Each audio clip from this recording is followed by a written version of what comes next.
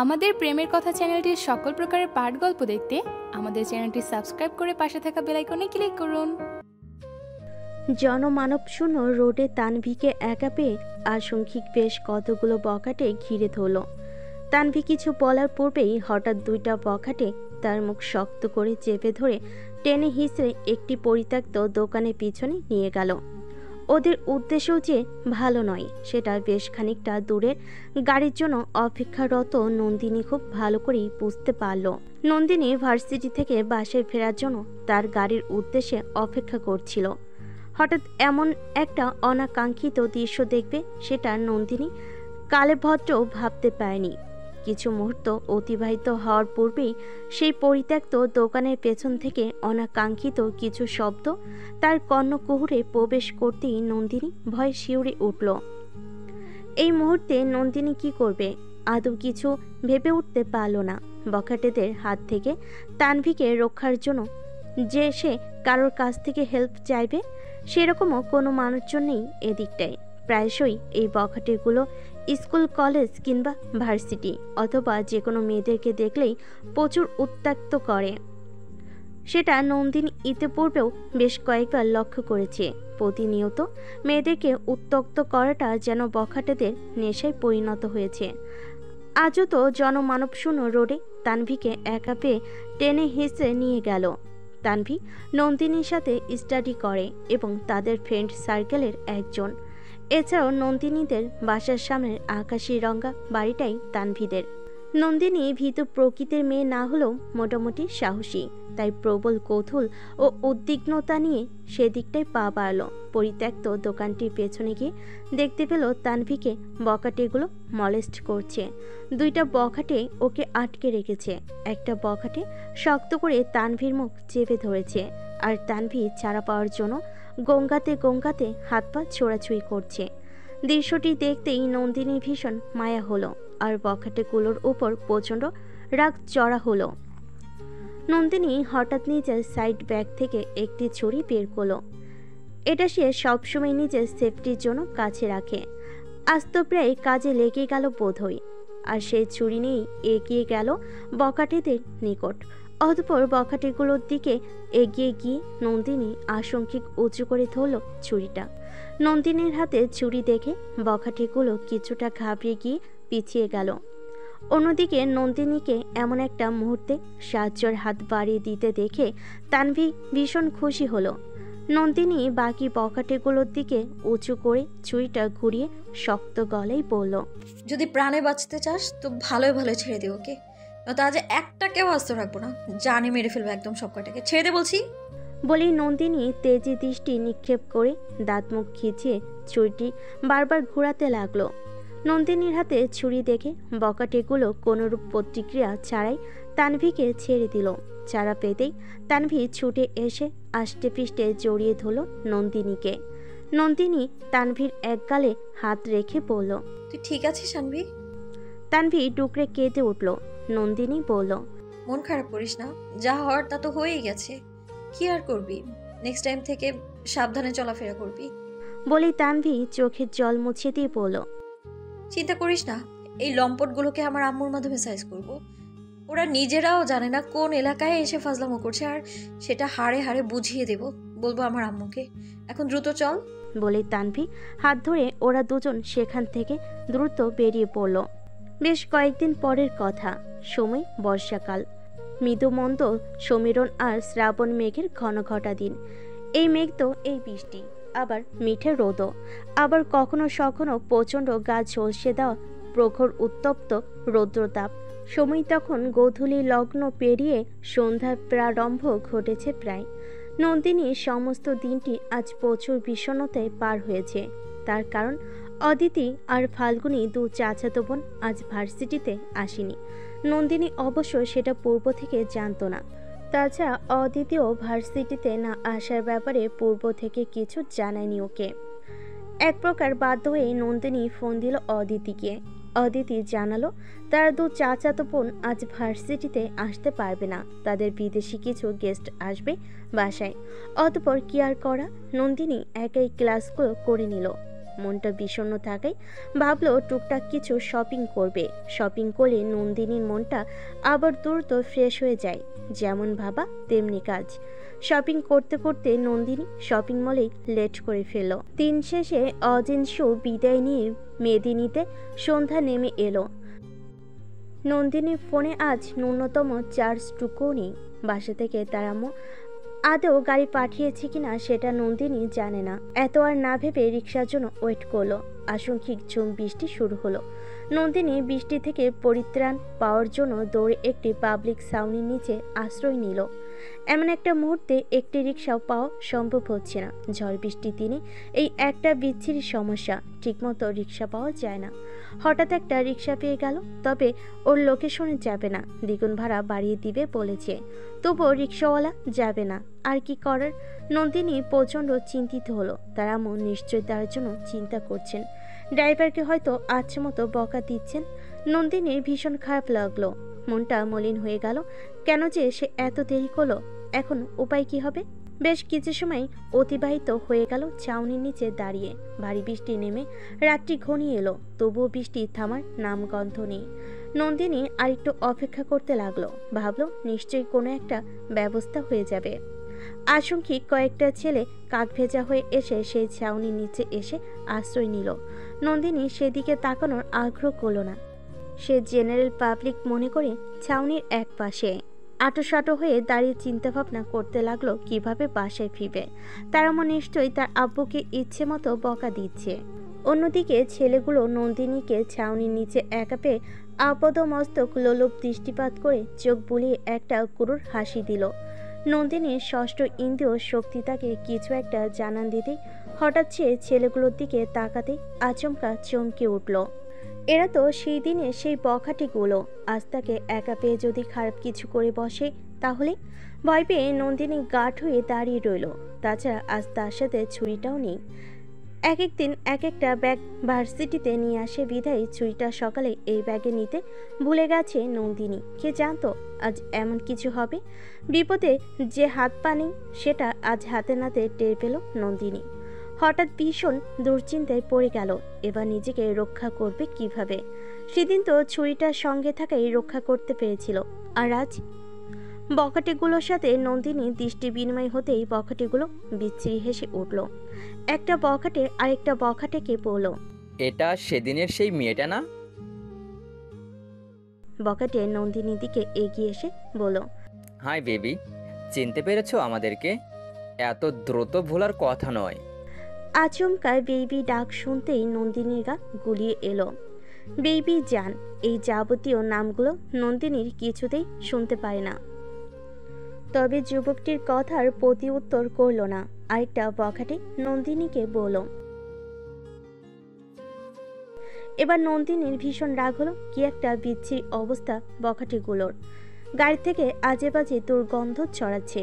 দাঁতের দিকে চোখ পড়তে নন্দিনীর বমি এলো, যেন ময়লার ভাগার থেকে চেটেপুটে খেয়ে এসেছে শিয়াল কুকুরের মতো। হঠাৎ আরেকটা বখাটে বলল। নন্দিনী ভয়ে শিউরে উঠল। আরেকটা বখাটে বলে উঠল, সেদিন চালাকি করে রেহাই পেলেও আজ তোমার নিস্তার নেই সুন্দরী। নন্দিনী ঘাবড়ে গেল, প্রকাশ করল না। তবে বুকে অদম্য সাহস সঞ্চয় করে হঠাৎ শক্ত গলায় বলল, এই সমস্যা কি তোদের? বকেটেটা একটা বাজে ইঙ্গিত দিয়ে বলল, তুমি আমাদের প্রস্তাবে রাজি হয়ে যাবে বেবি, তাহলে আর কোনো সমস্যা নেই। ঘৃণায় নন্দিনীর সমস্ত শরীর ডিডি করে উঠল। ক্রোধান্বিত গলায় বলল, এই তোদের ঘরে কি মা বোন নেই? নন্দিনী ফনাতলা সাপের মতো ফোঁস করে বলল, একদম বেবি বেবি করবি না। আর ঘরে বউ না থাকলে তোদের মতো থার্ড ক্লাস টাইপের কোনো বখাটে মেয়েকে বিয়ে করে নে, তাহলেই তো হয়।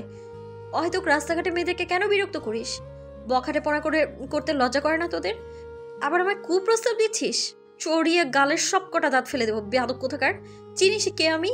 আমার পরিচয় জানলে প্যান্ট ভিজিয়ে নষ্ট করে ফেলবি, অসভ্য লম্পট পাজি বখাটের দল কোথাকার। বখাটেগুলো রাগলো না, বরং মজা পেয়ে দাঁত বের করে হো হো করে হেসে উঠে বলল, লজ্জা থাকলে তো লজ্জা করবে বেবি, আমাদের সত্যি লজ্জা নেই। আসলে কাকে কি বলি? সত্যি বলেছিস, তোদের লজ্জা নেই। একদম লো ক্লাসের বখাটে তোরা। নন্দিনী কথাটা বলতেই হঠাৎ ওই বখাটেটা তার গায়ে হাত দিতে নিল। নন্দিনী হিতাহিত জ্ঞানশূন্য হয়ে আশঙ্কিক সে বখাটে ছেলেটার দুগালে কষিয়ে 3টি থাপ্পড় মারল। এতটাই জোরে মারল যে ছেলেটা প্রায় কিছুক্ষণের জন্য স্তব্ধ হয়ে দাঁড়িয়ে রইল। একসময় চোখে মুখে অন্ধকার দেখতে লাগলো, কানে ভো ভো শো শো করে ঝিমঝিম আওয়াজ শুরু হলো, ঠোঁট কেটে রক্ত বেরিয়ে এলো। নন্দিনীর কাণ্ডে বাকি ছেলেগুলো হতভম্ব। থাপ্পড় খাওয়া ছেলেটি স্বয়ংবিদ ফিরতে সে তার শার্টের কলার দুহাতে দ্বারা উঁচু করে ডান গাল ডলতে ডলতে আগুন চোখে তাকি বাকি ছেলেগুলোর উদ্দেশ্যে বলে আরও বেশ কয়েকটি খারাপ কথা ছুড়ে দিল নন্দিনীকে। ছেলেটির কথায় নন্দিনী রাগী সাপের মতো ফুঁসে উঠে হঠাৎ সেই ছেলেটির মুখে থুতু ছিটকে মারল। নন্দিনী ফের এমন দুঃসাহসিকতা দেখে বাকি ছেলেগুলো ওর কাছে এগিয়ে এলো ঘাড় বাঁকা করে। নন্দিনী এবার ভয় পেল। ছেলেগুলো ওই ছেলেটির কথা মতো সবই নন্দিনীর গায়ে হাত দিবে, আর তখনই নন্দিনীর দাঁত মুখ খিচিয়ে তার শরীরের সর্বশক্তি বল প্রয়োগ করে আশঙ্কিক তার ব্যাগ দিয়ে ছেলেগুলোর মাথায় এবং মুখে একের পর এক এলোপাথারি আক্রমণ করতে লাগলো, সাথে কয়েকটা লাথিও মারল। নন্দিনীর আশঙ্কিক আক্রমণে ছেলেগুলো মুখ থুবড়ে ধূপ করে মাটিতে আশ্রে পড়ল। তারা ভাবতেও পারেনি নন্দিনী এমন কিছু করবে, বরং এতে তারা আরও বেশি ক্ষিপ্ত হলো। অতঃপর অবস্থা সুবিধা নয় দেখে নন্দিনী প্রবল বৃষ্টির মধ্যে তার যান নিয়ে প্রাণপণে দৌড়াতে আরম্ভ করলো। দীর্ঘ 7 বছর পর আমেরিকা থেকে বেশ খানিকক্ষণ পূর্বে বাংলাদেশে ফিরেছে আদিত্য। এয়ারপোর্টের সকল ফর্মালিটিস শেষ করে বর্তমানে তারা বাসায় যাওয়ার উদ্দেশ্যে রওনা দিয়েছে। তাদের আরেকটি গাড়ি এতক্ষণে প্রায় বাসায় পৌঁছে গেছে। বাকি রইল সে আর তার ছোট ভাই আইমান। আদিত্যের সাথে ওর বন্ধুরাও এসেছিল বাংলাদেশে। এয়ারপোর্টে সবার পরিবারের সাথে কুশলাদি বিনিময় করতে করতে তাদের লেট হয়ে গিয়েছিল, যার ফলস্বরূপ বাসায় পৌঁছাতেই সন্ধ্যা পেরিয়ে রাত্রি ঘনিয়ে এলো। রাস্তায় ড্রাইভিং সিটে বসে আজ আদিত্যই গাড়ি ড্রাইভ করছে, আর আইমানের সাথে টুকটাক তার পড়াশোনা নিয়ে কথা বলছে। হঠাৎ সামনে থেকে একটি মেয়ে এলোমেলো পায়ে দিকবিদিক শূন্য হয়ে দৌড়ে আসতে দেখে আদিত্য ঘাবড়ে গেল। গাড়ির ব্যালেন্স নিয়ন্ত্রণ করার পূর্বেই আগন্তুক মেয়েটি গাড়ির সাথে বেশ জোরসই আঘাত পেয়ে ছিটকে পড়ল রোডের উপর।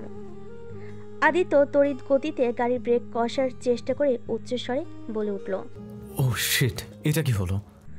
কিছু মুহূর্তের জন্য ওরা দু ভাই হতভম্ব হয়ে গেল। হঠাৎ কি থেকে কি হয়ে গেল ওদের কারোরই বোধগম্য হলো না। আদিত্য আর এক মুহূর্ত সময় বিলম্ব না করেই দ্রুত গাড়ির ব্রেক কষে বৃষ্টির মধ্যে বাইরে নেমে পড়ল। মুহূর্তেই তার আয়তকার আকৃতির চিকন ফ্রেমে চশমাটি বৃষ্টির জলে ভিজে তার দৃষ্টি ঝাপসা হয়ে গেল এবং তার বলিষ্ঠ দেহে পরিধয়কৃত আভিজাত্যপূর্ণ পোশাকটির উপর দিয়ে ফুলে উঠল তার মোটা মোটা খাপে খাপে ফোলা পেশি বহুলকৃত সুদর্শন সুঠাম এবং বলিষ্ঠ দেহের গড়নটি। মুহূর্তে আদিত্যের চক্ষুদয়ে দৃশ্যমান হলো অপরিচিতা মেয়েটি ব্যথায় চিৎকার করছে। আদিত্য হতভম্ব হওয়ার সময়টুকু পেল না। এরই মধ্যে আশঙ্কিক কোথা থেকে বেশ কতগুলো যুবককে সে কোনোরূপ প্রত্যুত্তর ছাড়াই মেয়েটিকে টেনে হিসে নিয়ে যাওয়ার চেষ্টা করতে আদিত্যের মেজাজ বিগড়ে গেল। আদিত্য হাঁক ছেড়ে তাদের উদ্দেশ্যে বলল, কি সমস্যা তোমাদের? দেখতে পাচ্ছ না মেয়েটা অ্যাক্সিডেন্ট করেছে, তাকে দ্রুত হসপিটালাইজ করতে হবে। Stop it. আদিত্যের কথা শুনে যুবকগুলো একে অপরের দিকে তাকিয়ে হঠাৎ শরীর কাঁপিয়ে হাসতে লাগলো। তা দেখে আদিত্যের মেজাজের পারদ এবার আকাশের সপ্তম স্পর্শ করল। ছোট ছোট খোঁজে খোঁজে দাড়ি বিশিষ্ট ফর্সা খরসান চোয়ালদয় শক্ত করে ফেলল মুহূর্তেই। যুবকগুলোর দিকে পূর্ণদৃষ্টি নিক্ষেপ করতে আদিত্য উপলব্ধি করল এরা পাড়ার বখাটে, আর মেয়েটি বখাটেদের খপ্পরে পড়েছে। হঠাৎ একটি বখাটে আদিত্যের দিকে এগিয়ে এসে বলল, যদি নিজের ভালো চাও তো আমাদের ব্যাপারে একদম নাক গলাতে এসো না, মানে কেটে পড়ো। বখাটেগুলোর কথা শুনে আদিত্য কাঠিন্য দৃষ্টিপাত করে বলল, মেয়েটাকে ছাড়, ফের দ্বিতীয়বার স্পর্শ করবি না। লাস্ট ওয়ার্নিং, মেয়েটাকে ছুবি না। অপরিচিত একটা মেয়ের জন্য তোমার দরদ উঠছে কেন? ও কি তোমার বউ লাগে নাকি বোন? আদিত্য হস্তদ্বয়ে মুষ্টিবদ্ধ করল। মেয়ে মানুষ পরিচিত অপরিচিত কিংবা সে সম্পর্কে যাই হোক না কেন, আদিত্য এটা নিয়ে কখনো কারোর সাথে কোনো কালেই আপোষ করেনি কিংবা জীবন থাকতে করবেও না, বিশেষ করে বখাটেদের সাথে তো নয়। চলদয় শক্ত করে বলল, ফের ওয়ার্ন দিচ্ছি, ভালোই ভালোই চলে যা, নয়তো তোদের চেহারায় এমন সার্জারি করব যাতে নিজেকেও নিজে দেখে ভয় পেয়ে চিৎকার করে উঠবে। আদিত্যের কথাই বখাটেগুলো হু হু করে হেসে উঠল, যেন জোকস শুনেছে। আদিত্য বুঝতে পারল এদের সাথে তর্ক করা আর নিজের গালে জুতা পিটা করা একই। আদিত্য মেয়েটির দিকে অপলক তাকালো। মেয়েটি ব্যথায় আর্তনাদ করছে, তবে অন্ধকারে মেয়েটির মুখ দেখা যাচ্ছে না। ল্যাম্পপোস্টে নিয়ন বাতির আলোয় মেয়েটির গায়ের পোশাক দেখেই আদিত্য বুঝতে পারল মেয়েটি সম্ভবত কোনো কলেজ কিংবা ভার্সিটির স্টুডেন্ট। ততক্ষণে একটা বখাটে আদিত্যের কথাকে পরোয়া না করে তার সঙ্গীদের বলেই ফের মেয়েটিকে শক্ত করে ধরে টেনে হিসে নিয়ে যাওয়ার চেষ্টা করতেই আশঙ্কিক পেছন থেকে বখাটেগুলোর পিঠ বরাবর সজোরে লাথি মারল আদিত্য। পেছন থেকে লাথি খেয়ে বখাটেগুলো মেয়েটি সমেত হুমড়ি খেয়ে ছিটকে পড়ল পিচঢালা রোডের উপর। এতে বখাটেগুলো উঠে এসে পাকড়াও হলো আদিত্যের উপর। একসময় মেয়েটির কথা বলে ওরা সবাই আদিত্যের সাথে ফাইটিং শুরু করলো। আদিত্য যাকে যেভাবে পারছে তাকে সেভাবেই একের পর এক কিল ঘুষি লাথি এবং চড়থাপ্পড় দিচ্ছে। ইস্পাতের মতো শক্তপোক্ত লম্বা বলিষ্ঠ শরীরের অধিকারী আদিত্যের সঙ্গে তাদের মতো ছোকরা কি আর পেরে ওঠে? অন্যদিকে আইমান নিলিপ্ত হয়ে তার ভাই আর বখাটেদের তামাশা দেখছে। অতঃপর বখাটেরা আদিত্যের সাথে পেরে উঠতে না পেরে যে যেভাবে পেরেছে সে সেভাবেই ল্যাজ গুটিয়ে কুকুরের মতো পালিয়ে গেল। আদিত্য সেই দিকে একবার তাকিয়ে হাতকে ময়লা ঝাড়ার মতো করে বলল, বাস্টার্ড রাস্কেল, আর একবার পাই তোদেরকে রাত বিরেতে মেয়েদেরকে ইফটিজ করার জন্য হাড্ডি মজ্জার সব থেতলে ফেলবো। ননসেন্স। আদিত্য দ্রুত এগিয়ে গেল মেয়েটির কাছে। গাড়ির সাথে অ্যাক্সিডেন্ট হওয়ায় মেয়েটির মাথার এক পাশটাই ফেটে সেখান থেকে অঝরে রক্ত ঝরছে। আদিত্য হাঁটু মুড়ে মেয়েটির পাশে বসলো। হাত বাড়িয়ে মেয়েটিকে স্পর্শ করতে মেয়েটি দাঁতমুখ খিচিয়ে গুটিয়ে গেল। আদিত্য বুঝতে পারল মেয়েটি তাকে বখাটে যুবকদের কেউ একজন ভাবছে। বৃষ্টিতে ভেজা দরুন মেয়েটির চুলগুলো খুলে সম্পূর্ণ মুখ ঢেকে রয়েছে। আদিত্য চুলগুলো সরাতেই সর্বপ্রথম মেয়েটির বৃষ্টিস্নাত ভর্ত মুখশ্রী আর কাপা কাপা একজোড়া বৃষ্টিসিক্ত ঠোঁট চোখে পড়ল। আদিত্য কিছু সেকেন্ড তাকিয়ে দ্রুত চোখ সরিয়ে নিল এবং মেয়েটিকে পাজাকোলা করে তুলে নিয়ে গাড়ির দিকে এগিয়ে গেল। বাইকে আসতে দেখে আইমান গাড়ি পেছনে ডোর ওপেন করে দিল। আদিত্য মেয়েটিকে সমেত পেছনে সিটে বসে পড়ল। আইমান ড্রাইভিং সিটে বসে মেয়েটিকে দেখার আগ্রহ করল না। হঠাৎ মেয়েটি তার শরীরের সমস্ত ভর ছেড়ে দিতেই আদিত্য বিচলিত হয়ে মেয়েটির এক গালে হাত রেখে বলল, এই যে মিস, আর ইউ ওকে? যদিও এই মুহূর্তে প্রশ্নটি করা ঠিক হয়নি, তবু আদিত্য মেয়েটির অ্যাটেনশন পাওয়ার জন্য করে ফেল। মেয়েটি দুর্বল চোখে এক পলক তাকালো, তবে বেশি কিছু চোখে পড়ল না। শুধু চশমার ভেতরে হীরের মতো জলজল করতে থাকা দুটো বিলাতিমণি দেখল। আদিত্য অস্থির কণ্ঠে বলল, ভয় পাবেন না, আমি কোনো বখাটে যুবক নই। আপনি অ্যাক্সিডেন্ট করেছেন, আপনাকে হসপিটালে নিতে হবে, নিশ্চিন্ত থাকুন। মেয়েটি গুঙ্গিয়ে উঠে অস্পষ্ট স্বরে বিড়বিড় করে বলল, কোথাও যাব না আমি, আমায় ছেড়ে দিন। আমি আমার আব্বু আম্মুর কাছে যাব, আমাকে আম্মুর কাছে যেতে দিন, আম্মু চিন্তা করছে। মেয়েটির জন্য আদিত্যের ভীষণ মায়া হলো। এমন একটা গুরুতর অবস্থায় ও মেয়েটি বাবা মার কথা চিন্তা করছে। আদিত্য মেয়েটির মাথায় স্নেহের হাত বুলিয়ে প্রবোধ দিয়ে বলল, অবশ্যই নিয়ে যাব। মেয়েটি আর কিছু বলতে পারল না। অতিরিক্ত ব্যথা এবং ব্লাড লস হওয়ায় কাঁপতে কাঁপতে হাত পা ছেড়ে নীরব হয়ে গেল। আদিত্য ঘাবড়ে গিয়ে আইমানকে বলল, আইমান, দ্রুত হসপিটাল চল। আর শোন, মাথা থেকে প্রচুর ব্লাড বেরোচ্ছে, গাড়িতে ফার্স্ট এইড বক্স আছে, থাকলে জলদি বের কর। আচ্ছা ভাইয়া। দপ করে আদিত্যের মাথা গরম হয়ে গেল। রাগ মিশ্রিত গলায় বলল, তো এতক্ষণ অনুভূতি শূন্য রোবটের মতো বসে আসছিস কেন? দেখতে পাচ্ছিস না মেয়েটির মাথা থেকে প্রচুর ব্লিডিং হচ্ছে? তোর কি কমন সেন্স বলতে কিছু নাই আইমান? ডিসকাস্টিং। সরি ভাইয়া, এই তো দিচ্ছি। আইমান দ্রুত ফার্স্ট এইড বক্স বের করে আদিত্যের হাতে দিয়ে গাড়ি ঘোরালো হসপিটালের দিকে। আদিত্য তার শুকনো ব্লেজারটি নন্দিনীর গায়ে জড়িয়ে দিয়ে দ্রুত তুলোয় স্যাবলো নিয়ে প্রাথমিক ট্রিটমেন্ট করে ব্লাড বন্ধ করলো। ততক্ষণে রাত বাজে 9টা। নাহিদা শিকদার কেঁদে কেটে পুরো শিকদার ভবন তুলে ধরেছেন। তিনি শুধু পারছেন না সবাইকে খুন করে ফেলতে। বিকেল থেকে ওনার একমাত্র মেয়ে ভার্সিটি থেকে নিখোঁজ। পই পই করে সকল জায়গায় মেয়ের খোঁজ চালিয়েও তিনি ব্যর্থ হলেন। স্বামীকে তো আর আস্ত রাখছেন না, মুখ দিয়ে যা আসছে আবল তাবল তাই বলে যাচ্ছেন সমানে। যদি সম্ভব হতো তাহলে তিনি হয়তো এতক্ষণে মেয়ের জন্য নিজের স্বামীকেও খুন করে ফেলতেন। মেয়েটিকে দ্রুত হসপিটালে অ্যাডমিট করা হলো। ডক্টররা ওনাদের সর্বোচ্চ ট্রিটমেন্ট দেওয়ার চেষ্টা করেছেন। মেয়েটির মাথা থেকে অতিরিক্ত ব্লাড লস হওয়ায় ইমার্জেন্সি ব্লাড দেওয়ার প্রয়োজন হলো। কাকতালীয়ভাবে আইমানের সাথে ব্লাড গ্রুপ ম্যাচিং হয়। আরিমান ব্লাড দিতে গিয়ে মেয়েটিকে দেখে চমকালো। বিচলিত হয়ে ভাইকে বলল, ভাইয়া, ও তো অদিতির বেস্ট ফ্রেন্ড। কি বললি? হ্যাঁ ভাইয়া, মেয়েটি অদিতির বেস্ট ফ্রেন্ড নবাব নন্দিনী শিকদার। আদিত্যের মুখ দিয়ে হঠাৎ অস্পষ্ট স্বরে বের হয়ে এলো, নন্দিনী। নন্দিনী ফুল, খুব সুন্দর নাম। বিড়বিড় করে কি বলছো ভাইয়া? আদিত্য থতমত খেয়ে বলল, সে কিছু না, জানতাম না যে মেয়েটি অদিতির বেস্ট ফ্রেন্ড। বেশ কিছুক্ষণ নীরবতা চলল দু ভাইয়ের মাঝে। চিন্তিত হয়ে হসপিটালের করিডোরে পায়চারি করছে আদিত্য। আইমান চেয়ারে বসে আছে। হঠাৎ ভাইয়ের শার্টের দিকে চোখ পড়তেই বলল, ভাইয়া, তুমি বরং ভেজা শার্টটা চেঞ্জ করে নাও, শার্টে ব্লাড লেগে গেছে। তাছাড়া তোমার ওয়েদার চেঞ্জ হয়েছে, বৃষ্টিতে ভিজেছ, যে কোনো সময় তোমার ঠান্ডা লেগে যেতে পারে। ঠিক বলেছিস, তুই বরং এখানে থাক, আমি যাচ্ছি। বলে গাড়ির কাছে চলে গেল আদিত্য। লাগেজগুলো তাদের গাড়িতে থাকায় আদিত্য তার ভেজা শার্ট টি শার্ট দ্রুত চেঞ্জ করে নিল। ড্রেস চেঞ্জ করে আসতেই আইমান বলল, নন্দিনীর মা বাবাকে বিষয়টি সম্পর্কে জানানোর প্রয়োজন ভাইয়া, নয়তো ওনারা চিন্তা করবেন। ঠিক বলেছিস, তবে জানাবে কিভাবে? তুমি এখানে থাকো, আমি ডক্টরের সাথে কথা বলে আসছি, ওনারা ফোন করে জানিয়ে দেবেন। ঠিক আছে, যা। ডক্টর ফোন করে জানিয়ে দিয়েছে। আর শোনো, বাসা থেকে সমানে কল আসছে, কি বলবো এখন? বল, অদিতির বেস্ট ফ্রেন্ড আমাদের গাড়ির সাথে অ্যাক্সিডেন্ট হয়েছে, হসপিটালে আছি। পাগল হয়েছো ভাইয়া? কেন, কি হয়েছে? অদিতি শুনলে ভীষণ কান্নাকাটি শুরু করবে।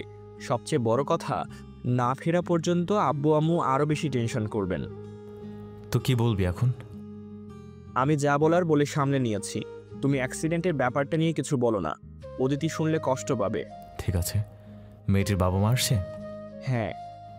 ওকে, ওনারা বরং আসুক, তারপর আমরা বাসায় ফিরে যাব। ঠিক বলেছো ভাইয়া। আইমান কিছুক্ষণ পর এসে বলল, রাত 10টায় মেয়ের খোঁজ পেতেই নাহিদা শিকদার বৃষ্টির মধ্যেই দিক বিদিক শূন্য হয়ে হসপিটালে চলে এলেন। কোনো মতে দৌড়ে মেয়ের কেবিনে গেলেন। ততক্ষণে আদিত্য হসপিটালের সকল ফর্মালিটি পূরণ করে ক্রেডিট কার্ড দিয়ে অ্যাডভান্স বিল পে করে দিল। নাহিদা শিকদার দেখলেন ওনার মেয়ে হসপিটালে শ্বেত বেডে ঘুমিয়ে আছে। ডক্টর জানালেন সকালে ছাড়া জাগার সম্ভাবনা নেই, পর্যাপ্ত রেস্টের জন্য তাকে স্লিপিং মেডিসিন দিয়ে ঘুম পাড়িয়ে রাখা হয়েছে। ডক্টরের থেকে সব শুনে নাহিদা শিকদার মেয়ের জন্য আপসেট হয়ে পড়লেন। ওনাকে আপসেট হতে দেখে ওরা দু ভাই এগিয়ে এলো। নন্দিনীর বাবা নবাব সাহেবের সাথে কুশলাতি বিনিময় করে আদিত্য এ টু জেড সব খুলে বলল। মেয়েকে ফিরে পেয়ে নবাব সাহেব ভদ্রতা সূচক কৃতজ্ঞতা জানালেন দু ভাইকে। ডক্টরের কাছ থেকে আদিত্যের ব্যাপারে নাহিদা শিকদার জানতে পারলেন। কথায় কথায় ডক্টর এও জানিয়ে দিলেন তারা নন্দিনীর সমস্ত বিল অ্যাডভান্স পে করে দিয়েছে। আর সেটা জানতে পেরে নাহিদা শিকদার আদিত্যকে ভুল বুঝে ওদের উপর প্রচণ্ড ক্ষেপে উঠলেন। ডক্টরকে বলেন ওদের সমস্ত বিল এই মুহূর্তে রিটার্ন করে দিতে। এরপর আদিত্য আর আইমানকে মেয়ের অ্যাক্সিডেন্টের জন্য দায়ী করে জানাই তাই বলে অপমান অপদস্থ করলেন। ওনার রুট বিহেভিয়ারে হতভম্ব হয়ে গেল দু ভাই এবং চরম অপমান বোধ করলো। ওরা ভাবলো মেয়ের জন্য হয়তো উনি এমন রিয়্যাক্ট করছেন, কিন্তু ওদের দু ভাইকে ফের হতভম্ব করে তিনি বিল পে করার জন্য জানোই তা বলে ইনসাল্ট করলেন। নাহিদা শিকদার একজন মহিলা বলে আদিত্য প্রত্যুত্তর না করে নীরব রইল। তবে ওনার জায়গায় যদি আজ অন্য কোনো পুরুষ হতো তাহলে আদিত্য এতক্ষণে তার জিভ টিনে ছিঁড়ে ফেলত। স্ত্রীকে উন্মাদের ন্যায় আচরণ করতে দেখে নবাব সাহেব অনেক কষ্টে থামিয়ে আদিত্যদেরকে বললেন সরি বলে হাসি মুখে বিদায় করে দিল। গাড়ি ড্রাইভ করে মনোযোগ দিয়ে আদিত্য আইমানকে বলল, নন্দিনীর মা মিসেস ভদ্রমহিলা এমন কেন? উনি একটু এমনই। মাথায় কি কোনো সমস্যা? আরে না, তো একমাত্র মেয়ে তো, তাই মেয়ের অবস্থা দেখে উনি হয়তো এমন রিয়েক্ট করে ফেলেছেন। তবে উনি খুব ভালো মানুষ। আদিত্য আর কিছু বলল না। তারা তো ইচ্ছাকৃতভাবে মেয়েটিকে অ্যাক্সিডেন্ট করেনি, বরং কত বড় সর্বনাশের হাত থেকে রক্ষা করেছে। বখাটেতে তারা আজ মেয়েটার সমভ্রম নষ্ট হতে পারত। ভাগ্যিস আল্লাহ তাদেরকে সঠিক সময়ে সঠিক জায়গায় এনে দাঁড় করিয়েছেন। ভদ্রমহিলা A to Z সবটা শুনেও রুড বিহেভ করেছে।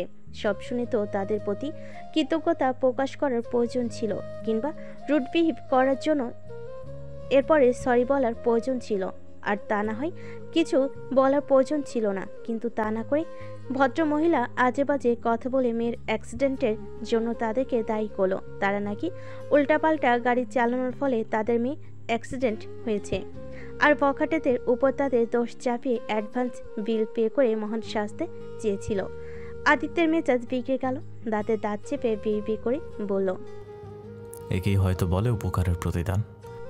চৌধুরী ভবনে ফিরতেই আদিত্যের মা মিসেস আফসানা চৌধুরী ছেলেকে বুকে জড়িয়ে দীর্ঘ সময় কান্নাকাটি করলেন। লেট হওয়ার কথা জিজ্ঞেস করতে ওরা অন্য কথা বলে সবাইকে সামলে নিল এবং নন্দিনীর ব্যাপারটাকে খুব সূক্ষ্মভাবে এড়িয়ে গেল।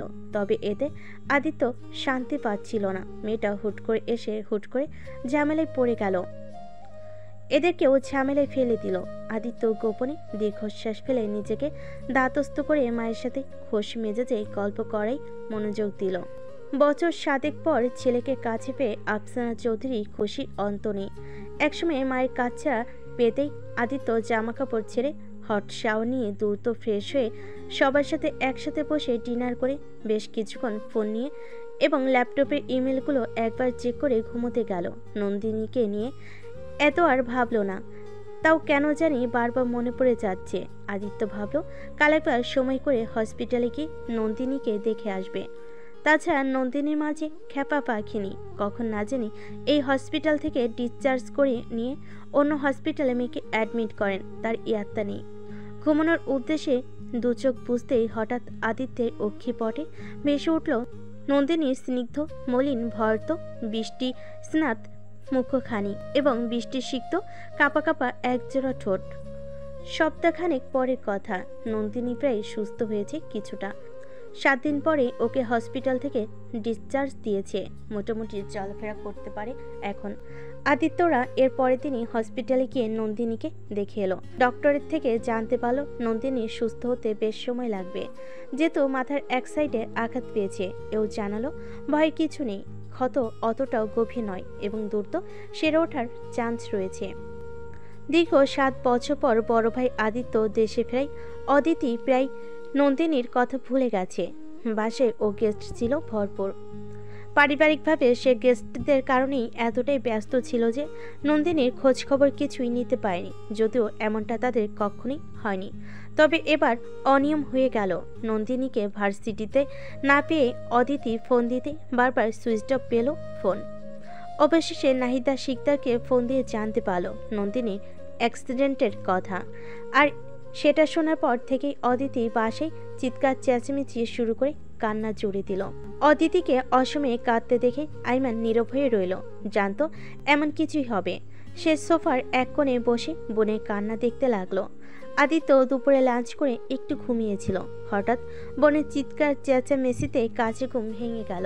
আদিত্য ড্রয়িং রুমে আসতেই দেখল অদিতি কান্না করছে। একমাত্র বোনকে কান্না করতে দেখে আদিত্য বিচলিত হয়ে জিজ্ঞেস করল, অদিতি কি হয়েছে, কান্না করছিস কেন? অদিতি কান্না করতে করতে বলল। অদিতি আইমানের দিকে এক পলক তাকালো। আইমানের হেলদোল নেই, সে পূর্বে নাই স্থির। আদিত্য বলল, সে কিভাবে হলো? ভার্সিটি থেকে শপিং করে বাসায় ফেরার পথে কয়েকটা বখাটে তারা খেয়ে চলন্ত গাড়ির নিচে পড়লো। নন্দিনীর অ্যাক্সিডেন্টের খবর তো ওরা দুই ভাই তো সবটাই জানে। আদিত্য নিজেকে ধাতস্থ করে বলল, তো এভাবে কান্নাকাটি করলে কিছু হবে বোকা? অদিতি চোখের পানি মুছে পড়ল।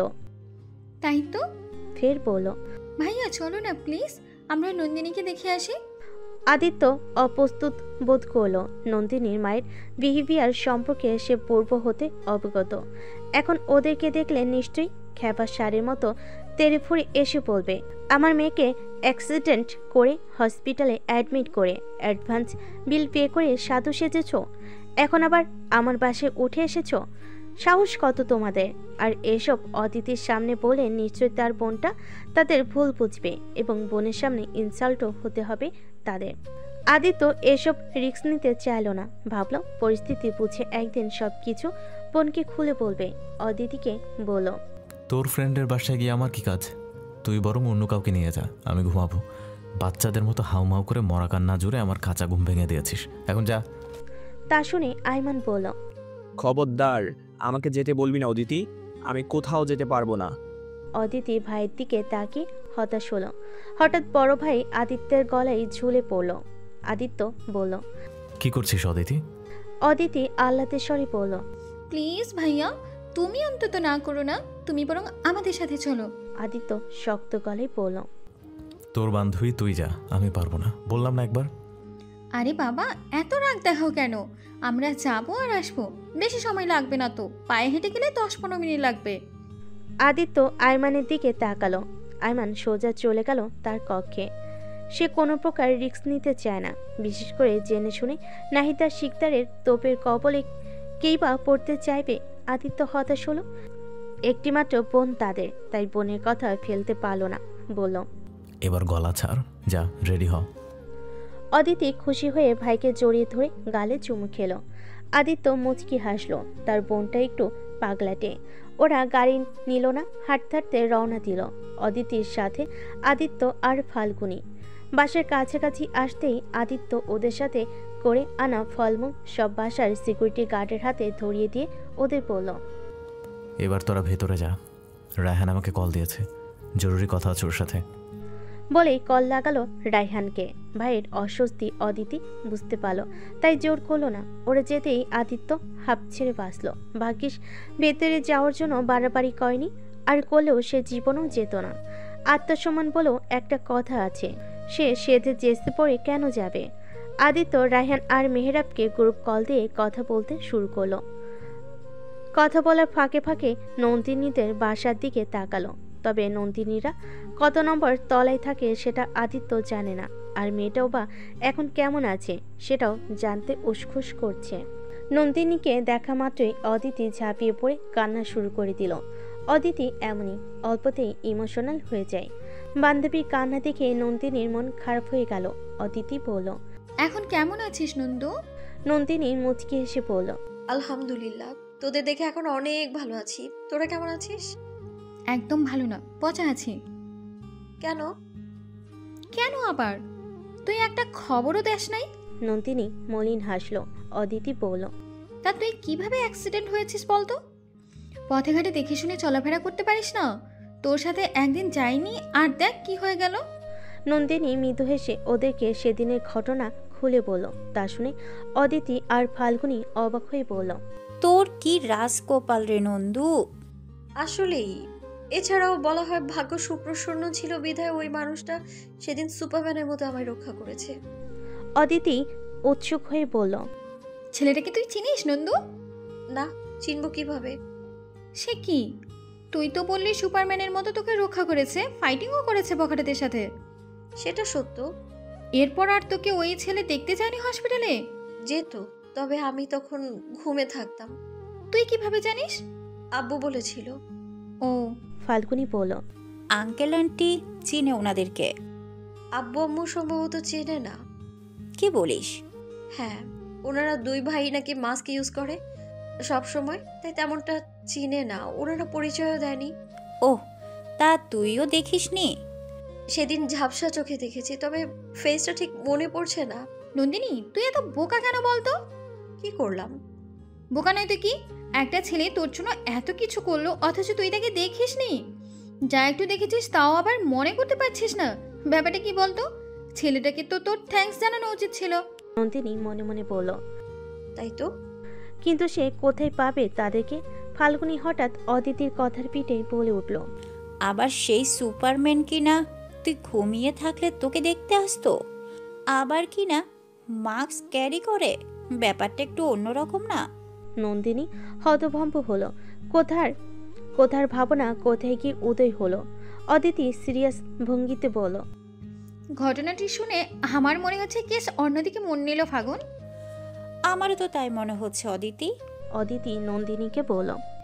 আমাদের ওয়াসিফ ভাইয়া আবার তোর থেকে ছ্যাঁকা টাকা খাবে না তো নন্দু? নন্দিনী লাজুক হাসলো। ওরা দুজন শব্দ করে হেসে উঠল। ফাল্গুনী বলল, তাহলে তো তোর বিরহে ওয়াসিফ ভাইয়া দেবদাস হয়ে যাবে রে নন্দু। বেটা এমনিতেই তুই বলতেই পাগল।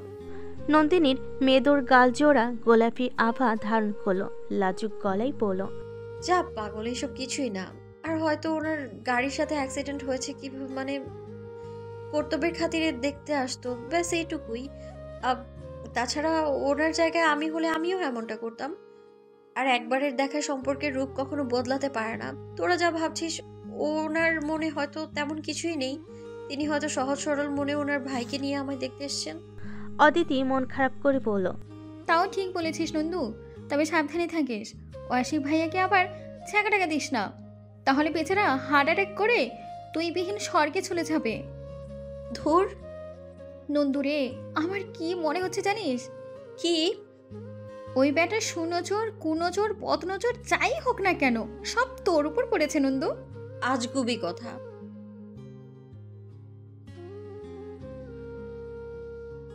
ফাল্গুনী বলল, আরে বলতে দে, আদু তুই বল রে। একদম থামিস না, দেখিস নন্দু কত রাখতে পারে। নন্দিনী অসন্তুষ্ট হলো। তার বান্ধবীরা একটু বেশি বেশি করছে। তিলকে তাল বানাতে ওস্তাদ ওরা। একটা সাধারণ ঘটনাকে কেন্দ্র করে রসিয়ে রসিয়ে কত বড় একটা ঘটনা বানিয়ে ফেল। অদিতি বলল, আমি হলক করে বলতে পারি ব্যাটা নির্ঘাত নন্দুর প্রেমে কোমর ভেঙে পড়েছে, নয়তো প্রতিদিন ওকে দেখতে যাবে কেন? নিশ্চিত ঘাপলা তো একটা আছেই। নন্দিনী রাগ মিশ্রিত গলেই বলল, তোরা দুজন বেশি বেশি ভাবছিস, আসলে এমন কিছুই না।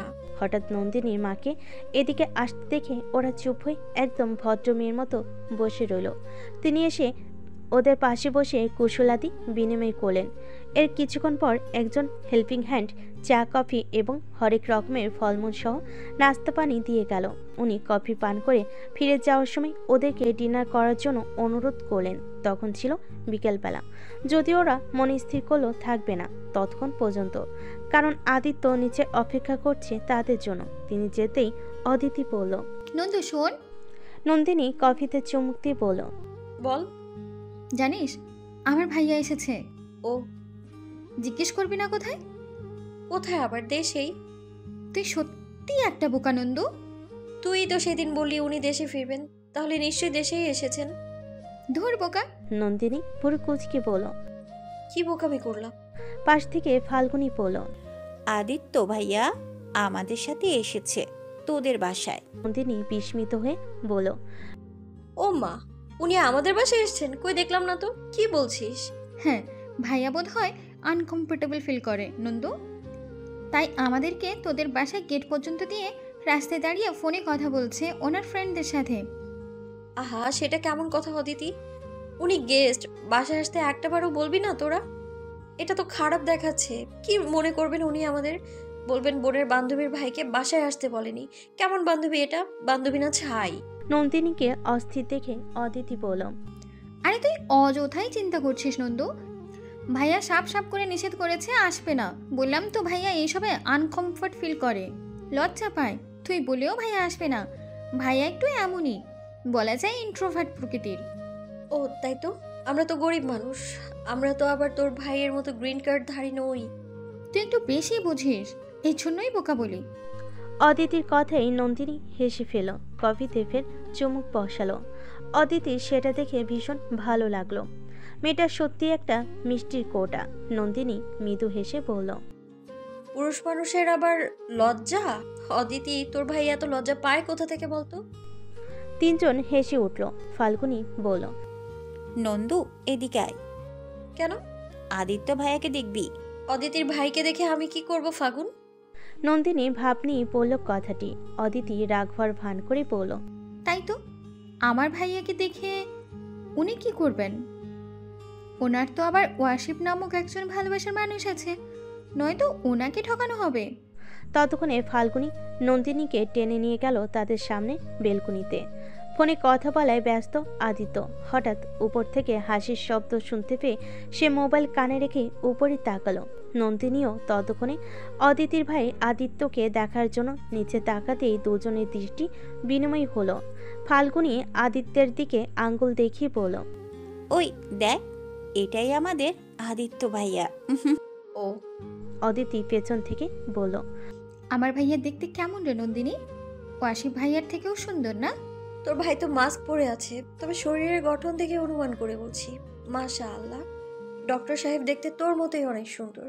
আর শোন, একজনের সাথে আরেকজনকে কম্পেয়ার করা উচিত নয়। যার যার জায়গা থেকে সে সুন্দর। অদিতি বলল। ঠিক বলেছিস, কারো জায়গা কেউ নিতে পারবে না। ফাল্গুনী বলল। ডাক্তার সাহেব? নন্দিনী আমতা আমতা করে বলল, আরে উনি না একজন ডক্টর। তোর তো দেখি সব মনে থাকে নন্দিনী। এটা এমন আর কি, অদিতি তো প্রতিদিনই ওনার কথা বলতে বলতে আমার দু কান একদম ঝালাপালা করে দেয়। মনে না রেখে উপায় আছে নাকি? এই নন্দু, বল। তুই না বললি আমার ভাইয়া সুন্দর, হ্যাঁ। আবার মাশাআল্লাহও বললি। হ্যাঁ তো মাশাআল্লাহ কেন বললি? ও মা, এটা কেমন কথা অদিতি? আরে বল না। সুন্দর জিনিস দেখলে অবশ্যই মাশাআল্লাহ বলতে হয়। কেন নন্দু? কারণ যাতে কারো বদনজর না লাগে তাই। আচ্ছা, তো ওয়াসিফ ভাইয়াকে রেখে এক দেখাতেই আমার ডাক্তার ভাইয়ের প্রেমে পড়ে গেলি নাকি নন্দু? বদনজর লাগবে বলে মাশাআল্লাহ বলছিস? আস্তাগফিরুল্লাহ, এইসব কেমন ধরনের অদ্ভুত কথা অদিতি? না মানে, বললি যে সুন্দর। আশ্চর্য, সুন্দরকে সুন্দর বলবো না? আসলেই তো নয়। তো অসুন্দর বলবো, কালো বলবো? এতে আল্লাহ নারাজ হবেন না? সেটা বলিনি। ফাল্গুনী বলল। আমরা তো ভাবলাম তুই আবার এক দেখাতে ডাক্তার সাহেবের প্রেমে পড়ে গেলি। যেভাবে তোরা দুজন দুজনাতে নয়নে নয়ন রেখে তাকিয়ে রইলি, তাই আর কি একটু একটু ডাউট হলো। তবে চিন্তা করিস না নন্দিনী সুইটহার্ট। আর শোন, আদিত্য ভাইয়ের সিট এখনো খালি, তুই চাইলে বুকিং দিতে পারিস, প্রেম করার জন্য ট্রাইও করতে পারিস। আমাদের তাতে কোনো আপত্তি নেই, না রে অদিতি? আমি কিন্তু ফাল্গুনির কথায় সহমত প্রকাশ করছি নন্দু সুইটহার্ট। তুই একবার তোর ডাক্তার সাহেবের সাথে প্রেম করার জন্য ট্রাই করতে পারিস, পারলে ফ্ল্যাটও করতে পারিস, আমরা কিছু মনে করবো না, আমাদের কোনো আপত্তি নেই। আর শোন, তোর কোনো হেল্প লাগলে বলিস, লজ্জা পাবি না। নন্দিনী বলল। তোরা আসার পর থেকে আমাকে একের পর এক পচানোর চেষ্টা করছিস। সবকিছু জেনে শুনে এমনটা করা কি উচিত? উচিত নয় তো, তাই না? নন্দিনী রেগে গিয়ে অসতর্কতা বশত কথাগুলো একটু জোরেই বলে ফেল, যার ফলস্বরূপ মোবাইল থেকে কথা বলায় মনোযোগ দেওয়ার পরও নিচ থেকে আদিত্য সেটা শুনতে পেয়ে উপরের দিকে এক পলক তাকালো। ওরা তিনজনও সেই সময় আদিত্যের দিকে তাকালো। আশঙ্কিক আদিত্যের সাথে আবারও নন্দিনীর দৃষ্টি বিনিময় হলো। এবার নন্দিনী কেঁপে উঠে দ্রুত চোখ সরিয়ে নিল। আদিত্যকে পুনরায় নন্দিনীর দিকে তাকাতে দেখে অদিতি আর ফাল্গুনী দুজন বিস্মিত হয়ে নন্দিনীকে খোঁচানোর উদ্দেশ্যে ফাল্গুনী অদিতিকে বলল, অদিতি, তোর ভাই তো সুবিধার নয়, কেস তো সাংঘাতিক। আমারও তাই মনে হচ্ছে ফাগুন। দেখ, তোর ভাই ড্যাপ ড্যাপ করে নন্দিনীকে দেখছে। তাই তো। মাস্কটা একবার খুলতে বল, নন্দিনী ভালো করে দেখুক। হবু লাভার বলে কথা। মন্দ বলিসনি ফাগুন, কেসটা আসলেই জটিল। তুই ডেকে বল তো মাস্কটা একবার খুলতে। তোর ভাইকে তুই বল, আমি বাবু পারবো না। তোর ভাই ডাক্তার হয়েছে বলে কি সারাক্ষণ ঢং করে মাস্ক পরে থাকতে হবে? নন্দিনী এবার সত্যি সত্যি রেগে গেল, বলল, এই তোরা দুটো থামবি? কি বকবক শুরু করেছিস সেই কখন থেকে? আমার তো মনে হচ্ছে তোরা রোগী দেখতে আসিস, নিয়ে এসেছিস আমার মাথা নষ্ট করতে। আর তোর ভাই না লজ্জা পায়, আনকমফোর্ট ফিল করে। তো এক কাজ কর, নেক্সট টাইম থেকে বোরকা পরে থাকতে বলিস, তাতেই হবে। শেষাক্ত কথাটি শোনা মাত্রই ওরা হেসে ফেল। ফাল্গুনী হঠাৎ নন্দিনীর গলা জড়িয়ে ধরে আশঙ্কিক গান গাইতে শুরু করলো। প্রেমে পড়েছে মন, প্রেমে পড়েছে, অচেনা এক মানুষ আমায় পাগল করেছে। সে যেন আমায় ডাকে, দেখি না কোথাও তাকে, ভালোবাসায় জড়িয়ে সে আমায় ধরেছে। প্রেমে পড়েছে মন, প্রেমে পড়েছে। ফাল্গুনীর গান শুনে অদিতি শব্দ করে হাসতে লাগলো। নন্দিনী কয়েকবার ফাল্গুনির মুখ চেপে ধরল, লাভ হয়নি। ফাল্গুনি গান গেয়েই ছেড়েছে 5টি কলি। তা দেখে অদিতি ফাল্গুনির পিঠে চাপড় মেরে গান থামিয়ে বলল, আরে থাম, এটা বাদ দে দোস্ত। শোন, দেবের ওই চোর পুলিশের একটা গান আছে না, কি জানি গানটা? হ্যাঁ, ওই গানটা গা তো ফাগুন, স্টার্ট কর। It's okay. নন্দিনী বলল, তোর কি সত্যি পাগল হয়েছিস? এটা সত্যি অভদ্রতামি দেখাচ্ছে না? কি ভাববে তোর ভাই অদিতি? বলবে কেমন অভদ্র অসভ্য বান্ধবী, কাণ্ডজ্ঞানহীন, রাস্তায় ছেলেদের দেখলেই গান গায়। অদিতি বলল, উফ নন্দু, থামবি তুই? একদম ডিস্টার্ব করিস না। এমন মুহূর্ত বার আসে না। বেশি কথা না বলে লেটস এনজয়। ফাল্গুনি অদিতির কথায় সায় জানিয়ে বলল। ঠিক বলতেছিস। নন্দিনী বলল, যেমন নাচুনে বুড়ি তেমনি ঢোলের বাড়ি, দুইজনই ভারসাম্যহীন মানসিক পাগল। তোর ডক্টর ভাইকে বল তোদেরকে আগে পাবনা মেন্টাল হসপিটালে নিয়ে ট্রিটমেন্ট করাতে। পশ্চাৎ দেশে ডক্টরদের লাঠির বাড়ি পড়লে না, তবেই বুঝবা তোমরা দুজন কন্ট্রোলে আসবে তখন। যদিও নন্দিনীর শেষাক্ত কথাটি শুনতেই ওদের ভীষণ হাসি পেল, তবে ওরা আমলে নিল না, বরং ওরা দুজনে নন্দিনীকে শক্ত করে জড়িয়ে ধরে গান গাইতে শুরু করলো। ওরে মন কথা শোন, যাবি চল বৃন্দাবন, নাগরের নাগর দোলাই দুলবি না কি বল। ওরে বাঁচাও আমার, ওরে বাঁচাও আমায়, সুন্দরী চোর মনের ফাঁদে ঢুকেছে। নন্দিনী তার ডাক্তার সাহেবের প্রেমে পড়েছে। ও ডাক্তার সাহেব, নন্দিনী তোমার প্রেমে পড়েছে। নন্দিনী ওদের মুখ চেপে ধরল এবার, তাও ওরা থামছে না। একের পর এক গানের লাইন গাইতে লাগলো। নন্দিনী বেলকুনিতে আর দাঁড়ালো না, লজ্জায় দৌড়ে চলে গেল তার কক্ষে। ঠাস করে ভেতর থেকে বেলকুনির ডোর লাগিয়ে দিল। আদিত্য মোবাইলে কথা বলে মনোযোগ দেওয়ায় ওদের গান শোনেনি, তবে ডোর বন্ধ করার শব্দ কিছুটা ওর কানে পৌঁছেছে। অদিতি হনহন করে রুমে ঢুকে কোমরে হাত রেখে বলল, কি সমস্যা তোর? চলে এলি কেন? তুই দেখছিস না আমরা তোদের জন্য গান গাইছি? গানটা তো শুনবি নাকি? তোরা এসব কি শুরু করেছিস? তোর জন্যই তো আমরা ফান করে গানটা ধরলাম। এটা কেমন ফান? তোরা জানিস না আমি একজনের সাথে কমিটেড। ফান করলেই কি তুই আমার ভাইয়ের সাথে প্রেম করবি নাকি? করলেও সমস্যা নেই, আমি স্ট্রেট ফরওয়ার্ড কথা বলতে পছন্দ করি। শোন, আমার ভাইয়ের বউ হিসেবে তোকে আমার ভীষণ পছন্দ, তাই ভনিতা না করে তোকে আজ সরাসরি বলে দিলাম। এটা তো প্রতিদিনই বলিস। আজ সিরিয়াসলি বলছি, সত্যি আমি তোকে ভাবি হিসেবে ভীষণ পছন্দ করি নন্দু। তুই ওয়ার্শিপ ব্রোকে রিজেক্ট করে আমার ভাইকে বিয়ে কর প্লিজ, তাহলে তুই আমাদের মতো এচড়ে পাকা দুটো ননদ পাবি, আর সোজা ছাপটা 3টে দেবর পাবি, আদর্শ 2জন শ্বশুর শাশুড়ি পাবি। ফাল্গুনি বলল, হ্যাঁ সব পাবি নন্দু। নন্দিনী বলল, তোর ভাইকে দেখতে বডি বিল্ডারের মতো লাগে, তাকে আবার বিয়ে? খেদে আর কাজ নেই তো, আমি এমনিতেই ভালো আছি। ওয়ার্শিপ ব্রোর থেকেও 1000 গুণ ভালো। তোর মাথা। শোন, আমি তো চিন্তা করছি তোর ভাইয়ের ভবিষ্যৎ বউয়ের জন্য। অদিতির কপালে ভাঁজ ফেলে বলল, কেন, কি হয়েছে? এই যে বডি বিল্ডারদের মতো শরীর, বুকে জড়িয়ে ধরলে নিশ্চয়ই বউটা শ্বাস আটকে মারা যাবে। বেচারির অবস্থা কতটা করুণ হবে একবার ভাব, পুরোটাই নাজেহাল। অদিতি রেগে গিয়ে বলল, তোকেই আমার ভাবি বানাবো দেখিস, চ্যালেঞ্জ। দেখি আমার বডি বিল্ডার ভাই তোকে জড়িয়ে ধরলে তুই মরে যাস কিনা, আর তুই মরলে এরপর আরও 3-4টা বিয়ে করিয়ে দিব। ওরা মরলেও আরও কয়েকটা বিয়ে করে দিব, একের পর এক বিয়ে করিয়ে দিতেই থাকবো, তবুও আমার ভাইকে বউবিন থাকতে দেব না। আমার বই গেছে তোর ওই বডি বিল্ডার ভাইকে বিয়ে করতে। বিয়ের আগে বলে দিস বডি কমিয়ে নিতে, নয়তো বউ পাবে না। মেয়েরা দেখলেই ভয় পাবে, ভাববে এই বুঝি শ্বাস আটকে মরে গেলাম রে বাবা। না পেলে সমস্যা নেই, বউ হিসেবে তুই তো আছিস, তাতেই না, তোকে তুলে নিয়ে যেতে বলবো। ফাল্গুনি বলল, নন্দিনী, তুই দেখি বিয়ের আগেই মরার প্র্যাকটিস শুরু করে দিয়েছিস। আদিত্য ভাইকে পছন্দ হয়েছে বুঝি? তোর মাথা। তুই প্রেম করে শাসন করে বলে দিস বডি কমাতে। আমরা বললে তো শুনবে না, তোর কথা শুনবে। প্রেমিকা বলে কথা, আবার বউ হয়ে মারা যাওয়ার অ্যাক্টিংটাও ট্রাই করিস। আমার আর প্রেম, সেটা তো বিলাসিতা, সেখানে আবার বান্ধবীর ভাইয়ের সাথে, হাস্যকর। আর বিয়ে, সে তো মহাদূর। তুমি তো আবার মাম্মাস গার্ল, মা ছাড়া কিছুই বোঝো না।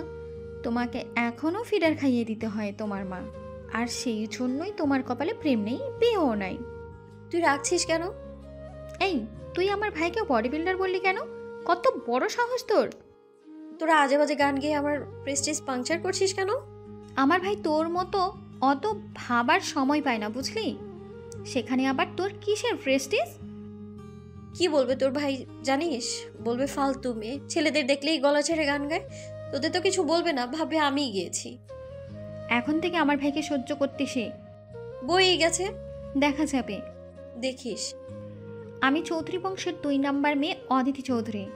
চ্যালেঞ্জ সাকসেসফুল করেই ছাড়বো। আজ থেকে মিশনে নামলাম তোকে আমার ভাইয়ের প্রেমের ফাঁদে ফেলার জন্য। আর শোন, এমনভাবে ফেলবো যে তুই টেরও পাবি না। সাবধানে থাকবে ইমাম্মাস গার্লস। আর আমিও চৌধুরী বংশের 3 নাম্বারের মেয়ে ফাল্গুনী চৌধুরী। আমিও অদিতির সাথে সহমত। ওদের কথায় নন্দিনীর জেদ চাপলো। সেও বলল, আমিও শিকদার বংশের মেয়ে নবাব নন্দিনী শিকদার। আমি।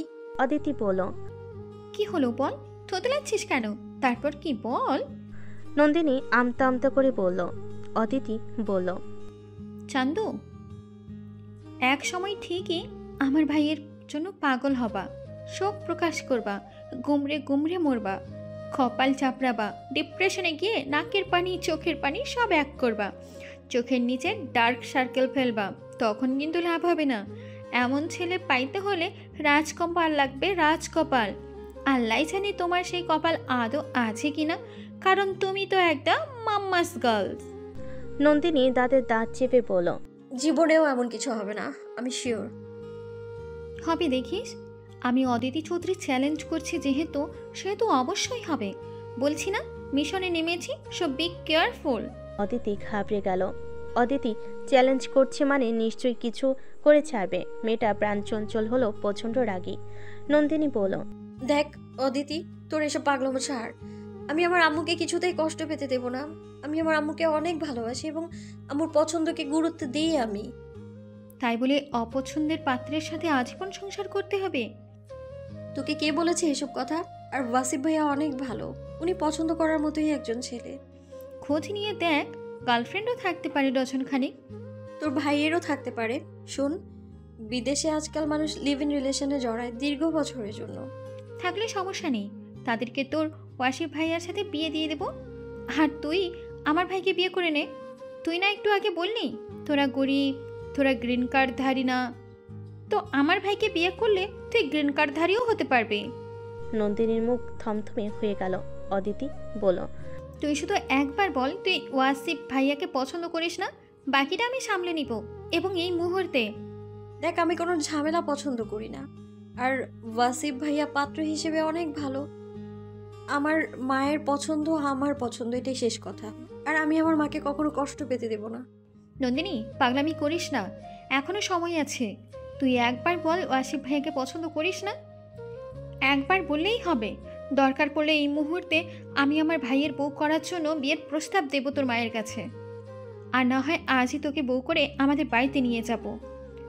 আমার ভাই আমার পছন্দের গুরুত্ব দেবে, সেই আত্মবিশ্বাস আমার ভাইয়ের ওপর আমার রয়েছে।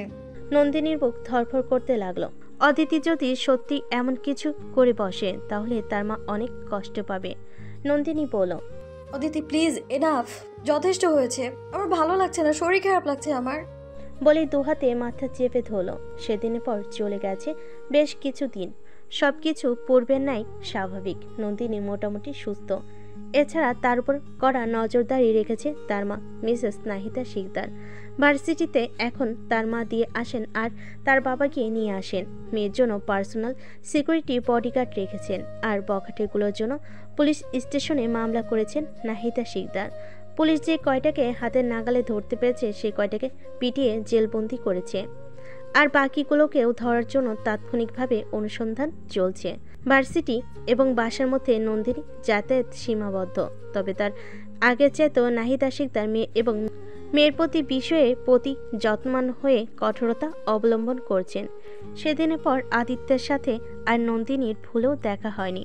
যে যার মতই রয়েছে। তবে অদিতি আর ফাল্গুনী রোজগার নিয়ম করে নন্দিনী আর আদিত্যকে নিয়ে দুষ্টু মিষ্টি এবং খুঁচিয়ে খুঁচিয়ে কথা বলা আগের মতোই বিদ্যমান রয়েছে। আর এসবে নন্দিনী ওদের পর প্রচণ্ড বিরক্ত। রাতে পড়াশোনা করে নন্দিনী ঘুমিয়ে পড়েছিল।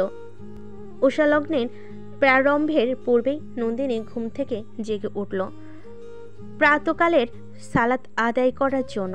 নরম কোমল তুলতুলে বিছানায় বসে আড়মোড়া ভেঙে চোখজোড়া রগরাতে বালিশের পাশে অনাদরে পড়ে থাকা ফোনটা হাতে তুলে চেক করে নিল একবার। ওয়াসিফের সঙ্গে কথোপকথন কিংবা যোগাযোগের একমাত্র মাধ্যম হচ্ছে এই ফোনটা। নন্দিনী তেমন একটা ফোন ব্যবহার করা হয় না, তবে লং ডিস্টেন্স রিলেশনশিপে না থাকলেও ওয়াসিফের জন্য বাধ্য হয়েই করতে হয়। মেধাবী স্টুডেন্ট হওয়ার দরুন সারাক্ষণই বইয়ের মাঝে মুখ ডুবিয়ে রাখে নন্দিনী জানে ওয়াসিফ অফিসে যাওয়ার পূর্বে তাকে একটা গুড মর্নিং মেসেজ করবে। এমনটা অবশ্য আজ 2 বছর ধরে হয়ে আসছে তাদের। ফোন চেক করে নন্দিনী দীর্ঘশ্বাস পেল। ইদানিং নন্দিনী বেশ করে বুঝতে পারে ওয়াসিফ আগের মতো আর নেই, কেমন যেন ভুলোমনা হয়ে গেছে। অথচ নন্দিনী অধীর আগ্রহে অপেক্ষা করতে করতে ভাবে হয়তো ওয়াসিফের কাজের প্রেশার বেশি, তাই করেনি। মাঝে মধ্যে তো আবার সারাদিন কথা হয় না তাদের। রাতে good night, sweet dreams, love you মেসেজটুকুই কেবল আদান প্রদান হয় তাদের। আর এভাবেই কেটে যায় নন্দিনীর প্রত্যাহের রোজকার দিনগুলো।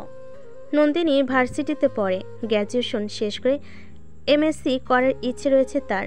ভার্সিটিতে তার একমাত্র বান্ধবী অদিতি আর ফাল্গুনী, আর বাকিদের সঙ্গে প্রয়োজনে কথা হলো বিশেষ তেমন একটা ভাব নেই, তবে তানভি ছাড়া। অদিতির সাথে নন্দিনী একটু নয়, পুরোটাই ক্লোজ। এমনিতে সে ভীষণ চুপচাপ, শান্তশিষ্ট, চাপার ভীষণ লাজুক স্বভাবে মেয়ে। ভার্সিটিতে মাথা নিচু করে যায়, পড়াশোনা করে, আবার সময় অনুযায়ী পাশে ফিরে আসে। কোনো রকম বন্ধুদের সাথে আউটিং পার্টি করায় নন্দিনী একদম নেই বললেই চলে। বিছানা থেকে উঠে হাত মুখ ধুয়ে ফ্রেশ হয়ে নন্দিনী সালাত আদায় করে কিছুক্ষণ পড়তে বসলো। কিছুক্ষণ পর তার আম্মু ব্রেকফাস্ট করার জন্য ডাক দিলেন। নন্দিনী বিবিএস সেকেন্ড ইয়ারে অধ্যয়নের আজ 3 মাস পর ভার্সিটিতে ফ্রেশার্স পার্টির আয়োজন করা হয়েছে, তাই নন্দিনী ব্রেকফাস্ট করতে বসে মাকে বলল, আম্মু আজ ভার্সিটিতে পার্টি আছে, আমি কি যাব? ফ্রেশার্স পার্টি আম্মু? নাহিদা শিকদার নন্দিনীর বাবার দিকে এক পলক তাকালেন। তিনি চুপচাপ খাচ্ছেন। নাহিদা শিকদার বলেন, এসব পার্টি আমার পছন্দ নয় মামনি, না গেলে হয় না। বাসায় থাকো, রেস্ট করো, আর না হয় তোমার আব্বুর সাথে শপিংয়ে যাও। নন্দিনীর বাবা নবাব সাহেব বলেন, অন্য কোনো আউটিং পার্টি নয় নাহিদা, ভার্সিটির ফ্রেশার্স পার্টি। গেলে কি হবে? আর তোমার পছন্দ অপছন্দের কি আছে?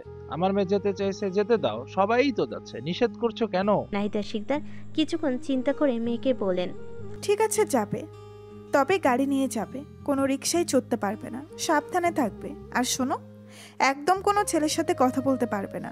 আমি তোমাকে ভার্সিটিতে পৌঁছে দিয়ে আসতাম, কিন্তু আমার পার্টি অফিসে প্রচুর কাজ রয়েছে আজ। তোমার আব্বু পৌঁছে দিবে তোমাকে, ঠিক আছে?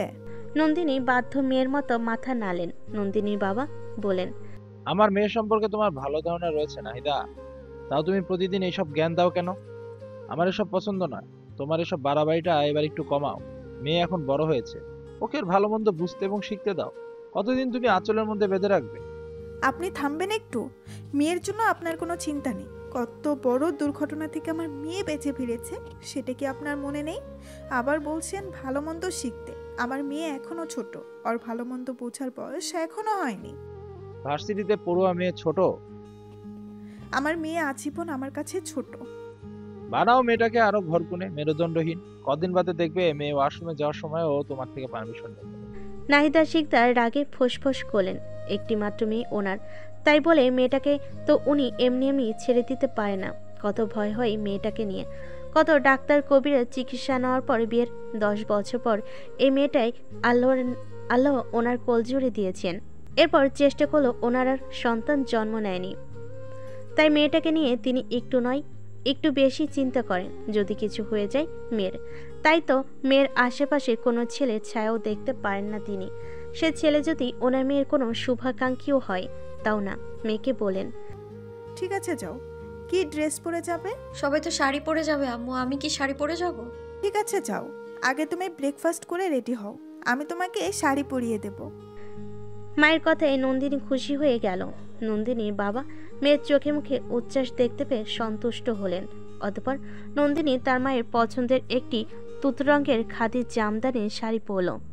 শাড়িটির পাড়ে সোনালি রঙের চিকন জরি সুতোর কারুকাজ, অতটাও জমকালো না হলেও দেখতে ভীষণ সুন্দর শাড়িটা। নন্দিনীর মোমফর্মা শরীরে শাড়িটি ফুটে উঠেছে। আনাকে খুব সুন্দর একটি ডায়মন্ড নোজ পিন, গলায় অরিজিনাল মুক্তোর মালা, কানও ম্যাচিং করা মুক্তোর দুল পড়েছে। দু চোখে আজ সবুজ রঙের গাঢ় কাজল, চোখে হালকা গোলাপি রঙের লিপস্টিক। শাড়ির সঙ্গে ম্যাচিং করে দু হাতে দুমুঠো রেশমি চুড়ি পরেছে। নন্দিনীকে এক মুহূর্ত দেখতে অনন্য লাগছে। এক ধরনের রূপ হয় যা দেখলে মনে প্রশান্তি আসে। মনে হয় উত্তপ্ত মনে প্রান্তরটাকে বৃষ্টির জলে স্নান করিয়ে দিয়েছে। ঠিক অমনটাই লাগছে নন্দিনীকে।